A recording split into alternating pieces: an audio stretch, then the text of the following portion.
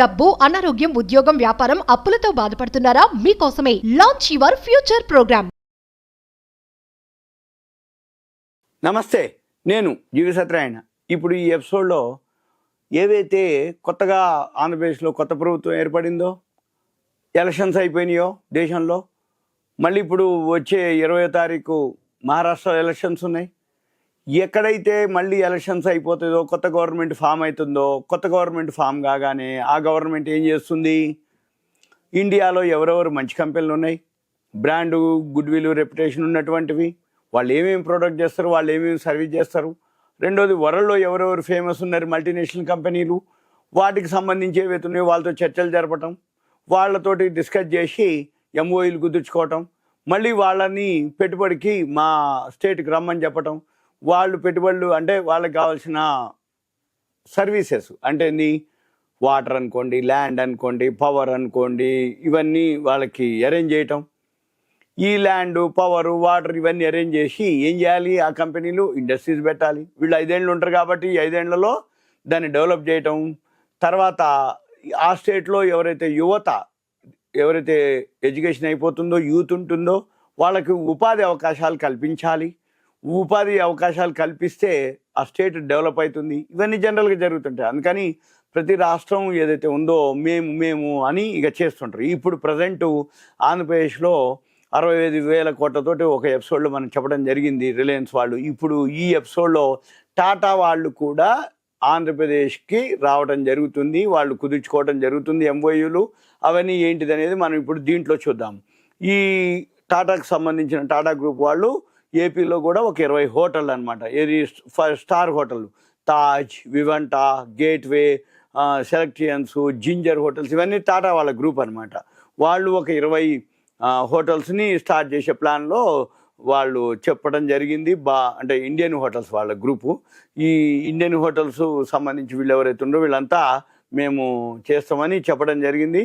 అయితే ఈ టాటా సంస్థ ఎగ్జిక్యూటివ్ చైర్మన్ ఎవరైతే ఉండరో కలవడం జరిగింది మన చంద్రబాబు నాయుడు గారిని.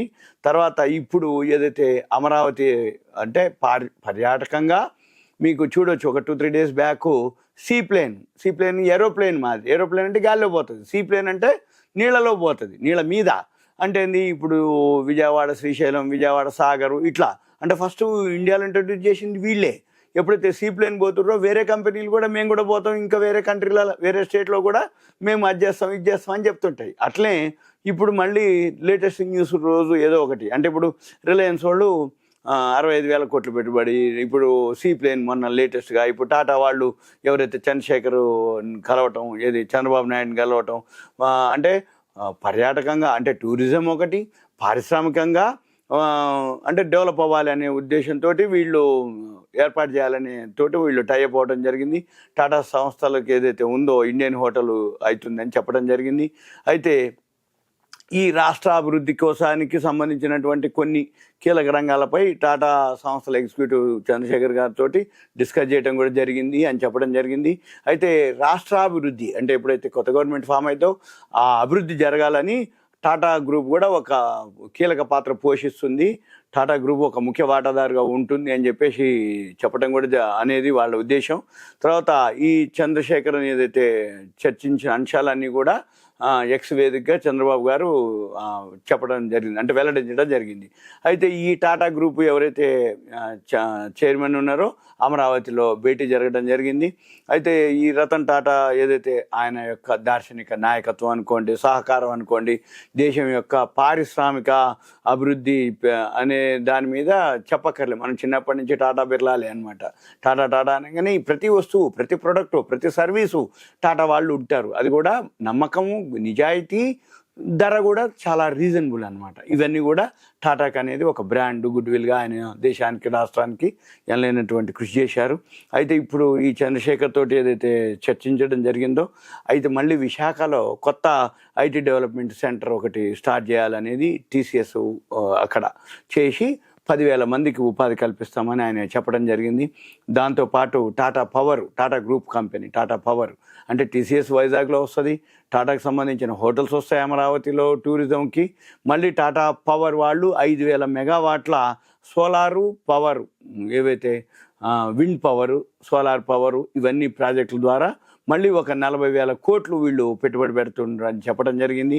అయితే దీంతో పాటు ఏంది, ప్రాథమిక ఆరోగ్య సంరక్షణ కోసం డీప్ టెక్, ఏఐ టెక్నాలజీని కూడా మేము ఉపయోగించుకుంటామని చెప్పడం జరుగుతుంది. దీంతో పాటు వీటన్నిటి మీద వీళ్ళు డిస్కషన్ అయింది. ఎంఓలు కుదుర్చుకున్నాక మళ్ళీ ఎవరెవరు ఏ కంపెనీలు ఎక్కడెక్కడ ఏం చేయాలి, ఎట్లా పెట్టుబడి పెట్టాలి, ఇవన్నీ కూడా ఉంటుందన్నమాట. అంటే ఉదాహరణకి ఏంటిది అంటే, ఒక కుటుంబం ఒక పారిశ్రామికవేత్త అని ఒక ప్రభుత్వం ఏదైతే నిర్దేశించినటువంటి లక్ష్యం, అంటే ఇది ఆంధ్రప్రదేశ్ గవర్నమెంట్ ఏదైతే ఉందో, వాళ్ళు ఒక కుటుంబం ఒక పారిశ్రామికవేత్త అనే ఒక లక్ష్యాన్ని సాధించేందుకు రతన్ టాటా ఇన్నోవేషను ఈ హబ్బు పారిశ్రామికవేత్తలకు మార్గనిర్దేశం చేస్తుంది.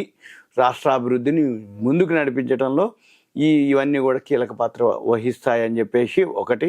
ఇక రెండోది ఏంటిదంటే, అట్టడుగు వర్గాలు ఏదైతే ఉందో ఆయన విశ్వసించినటువంటి ఎవరైతే రతన్ టాటాకి ఆయన అశ్రు నివాళిని అర్పిస్తున్నానని చంద్రబాబు నాయుడు గారు ఆయన పోస్ట్లో ఇదంతా కూడా పేర్కొనటం జరిగింది. ఇక మనం ఏం చేయాలి?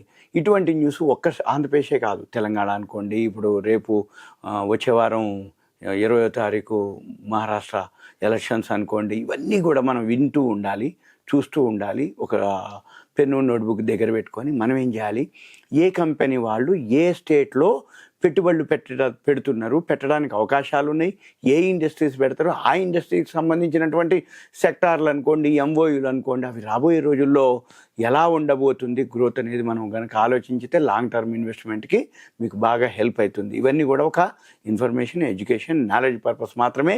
ఇదంతా కూడా షేర్లు అనేది కాదు. మీకు ఇవన్నీ కూడా షేర్ మార్కెట్లో లాంగ్ టర్మ్ ఉన్న వాళ్ళకే మంచి రిటర్న్స్ వస్తాయి. నా ఉద్దేశం ఏంటిదంటే, ఏ స్టేట్లో ఏది డెవలప్మెంట్ ఉంది, వాళ్ళు ఏదైతే డెవలప్మెంట్ చేస్తారో, ఏ కంపెనీలతో ఎంఓయూ కుదుర్చుకోరు, ఆ కంపెనీలు ఏం ప్రోడక్ట్ చేస్తాయి, ఆ కంపెనీలు ఎలా ఉన్నాయి, దానికి ఒక బ్రాండ్, మనం ఇంకా బ్యాలెన్స్ షీట్లో అవన్నీ చూసుకొని మనము లాంగ్ టర్మ్కి ఇన్వెస్ట్ చేయడానికి అనేది నా ఉద్దేశం.